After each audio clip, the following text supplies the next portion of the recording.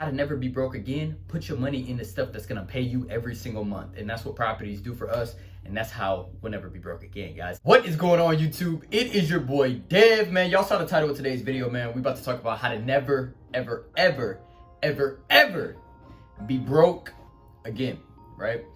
So, this subject when it comes to money, man, like we talked about a couple videos ago, it's just very important to me because, the money that you have kind of determines that the options that you have when it comes to your life, right? So I'm gonna take you guys back to when I graduated from high school. So I graduated from high school in May of 2016 at 18 years old. And at that time, I grew up in a two-parent household. Life was good. My dad worked a good job. He worked at the post office. And then my mom worked in and out of the school as like a case manager. And my parents both worked. We always had everything we needed, right? At 18 years old, when I graduated from high school, I drove a 1997 Toyota Corolla, and it was a cool car. It got me from point A to point B. It was funny because I was born in 97. I always joke that the car was actually older than I was, right? But it was cool. My dad let me put a little system in there or whatever, and it got the job done, right? It got me from point A to point B. But, it wasn't anything fly. It wasn't anything fancy. And, of course, when you see other cars out on the road, like I've always had a thing for Honda Civic SIs. Ironically, if you follow me on Instagram, you know that I have one. But at that time, I was always like, dang, one day I want to be pulling up in something like that. I want to pull up in something a little bit sporty, something a little fast or whatever. Because my Corolla just literally was transportation to get from point A to point B, right? As far as money, like I didn't really have any money at the time when I graduated. I was working for Outback Steakhouse as a host. I was too young to serve because I wasn't 19 yet. So I was just hosting up front, just making, maybe $1,000 a month, right? So I really wasn't making any money, but I was still living at home, so I didn't really have any bills. Fast forward, ended up going to University of Akron. While I was at Akron, I ended up working for a car dealership as like a sales intern, you could say, for like a year. Ended up selling cars for like a year. And then after that, I ended up interning with the trucking and transportation business that I worked with out of college, right? So during that time period, of course, I was making a little money, but I was still broke. I was living at home. I had went out and bought this 1997 Honda Prelude SH. I was so excited to get this car because it was basically like an older version of the Honda Civic Si, right, in my eyes. So I was just like, man, like, let's go. My dad had one back in the early 2000s, so it was just dope. It was like, it was like my first thing that I went out and I bought all by myself. I went and got the cash out the bank. I went and got it, and it was like, dang, like this, it was a good feeling. It was like, man, I just bought something. It's mine. I ain't have no help from my parents. And, I went out and did it, right? And it was dope. So ended up doing that, but I remember like a month into me having it, it sucked. Because like I said, I was still broke. I really wasn't making no money. A month into me having it, the clutch went out. And of course, the clutch on that car ended up being like $1,500. But I only had a couple $1,000 saved, and $1,500 of that went towards that clutch on that car. It was like, dang, like this, man, this sucks. You know what I'm saying? Like I'm broke now, you know what I'm saying? And y'all saw the title of today's video, man, how to never be broke again. During that time period, I realized that I was broke and I didn't want to be like that forever. I ended up getting the job at the big trucking and transportation business. And when I got that job, I told y'all a couple videos ago, but my salary was $46,000 a year, which was good. Plus I was making a little commission for every truck that I put on the road, right? So at the end of the year, I think I made like right around $55,000, right? And on top of that, I had a free company car. But what I realized was I ended up buying my first house right after I got that job. And when I bought my first house, I realized that I did not have enough money once again. Like once I started doing stuff to the house, like I remember we got the hardwood floors refinished. We had to paint the inside, and we didn't pay anybody to paint. Dom and I was actually in there painting like Picasso up in that joint. You know what I'm saying? Like we was actually trying to save money because we didn't have a lot of money to really, once we put down our down payment and everything, we didn't really have too much extra, to really do anything. We put down like the $4,000 for our down payment and closing costs. And then after we did that, we didn't have a bunch of extra money to redo the house or, do anything too fancy. Like we was on a tight budget. Even when I was working in corporate, I really didn't feel like I had any money, right? I always felt broke. I literally always felt broke. I just never felt like, I was really doing it. And then when I probably hit my lowest of lows, right? So I was working for that big trucking and transportation business, and things were cool, but the issue that I had was I was unhappy with the job. I told y'all a couple videos ago, I was going to work depressed. I wasn't in love with the industry. And, I just wasn't in love with my day-to-day. I wasn't in love with the company, and it just wasn't for me, right? But where I felt the brokest was knowing that if I ended up leaving that job, right? If I left that job, in reality, I would have been brokest than I ever been. You know, Rick Ross just came out with an album, Richer Than I Ever Been. I would have been broker than I've ever been, because at the end of the day, at that point, I had bills to pay, right? I wasn't living at home. I had my own crib, so I had the mortgage, utilities, right? I had a street glide. Y'all know I love bikes, and I ended up going out and getting a $20,000 motorcycle. Y'all seen it all over the channel. But I went out and got the street glide. That payment was $370 a month. $370 a month. Right? So even though I was making decent money, as y'all know, when you're a homeowner, stuff, you know, go wrong, stuff you want to improve. You know, we wanted glass block windows in the basement, $500. You know, we wanted, you know, new furniture, new TV, etc. Like, it's always something, right? So I just felt broke. But then when I thought about leaving that job, I was like, shoot, like, if I leave, my back is really gonna be against the wall, because I'm really gonna be broke, because this $55,000 a year is no longer gonna be there, right? Company car is no longer gonna be in the driveway, right? I gotta provide for a car now. So it was just very eye-opening for me, right? I told y'all a couple videos ago, I ended up staying with the corporate job. I was trying to become a police officer. That didn't work out. It was a lot going on, y'all. I was trying to maintain that, you know, that money that I was making, right? But God had other plans. So ended up saving my money, trying to live as frugal as possible. It was never enough, because in my mind, we were always trying to save up for another property, right? So any extra money that we had to spend, or if something went wrong at the house, it was like always like, because that's taking away money that we're trying to save to put towards the next property so that we can quit the job that I was unhappy with. We ended up buying a duplex. And the duplex, when we bought the duplex, it was weird because we were still broke during that time period, right? We were very broke, actually. And we bought the duplex. We ended up living in one side of it. We rented out the other side, rented out the single family home that we had been living in. And then once that happened, I ended up leaving that job that I was unhappy with, right?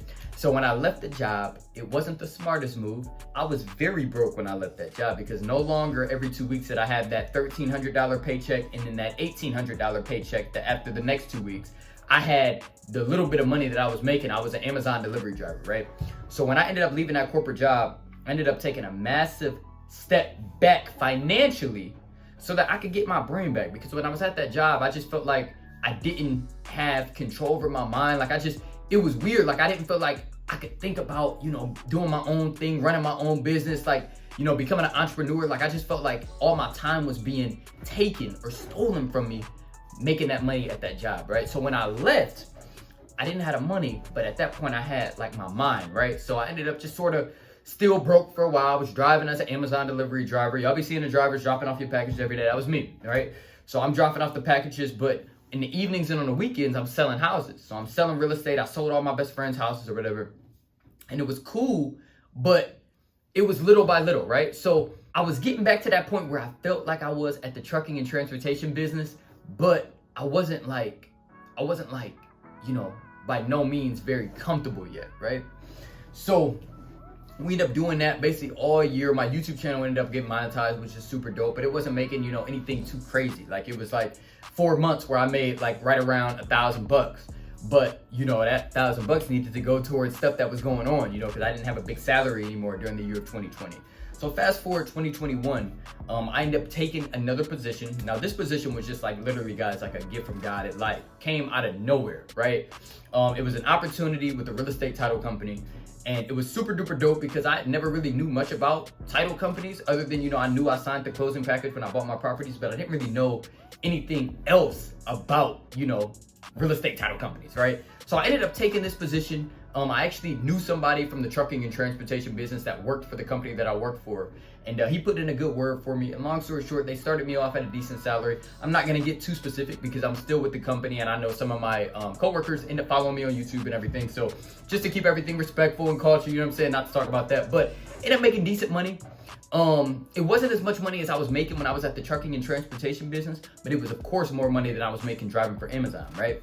So I told myself at the beginning of this year, right? I said all of that to get to this point. So at the beginning of this year, I told myself that God has blessed me with this opportunity to make good money. It's not the most money, it's not the greatest money we've ever seen, etc. But At this time, of course, I had a couple assets coming into this year. I had the single family home, which was our first property, and then we had the duplex, in which the whole thing was rented out. So we currently live in our single family home, and then those other two properties, or the 3 doors, were currently rented out, right? So our situation was better than it had ever been, right? So I got this situation, and I told myself at the beginning of the year, we are gonna take full opportunity of the situation that we're in. We're gonna live as frugal as we can, and we're gonna buy as many properties as we can this year. And I knew that most likely we would only be able to buy 1 property, right? But I was willing to live frugal, live low, so that we could do that, right? So we ended up living super frugal, staying low key, just trying not to spend money, right? Like just trying like to just stay chill, right? And that's what we did. And by August, I started in January, by August of 2021, we had about $10,000, $12,000 saved for a down payment on a property.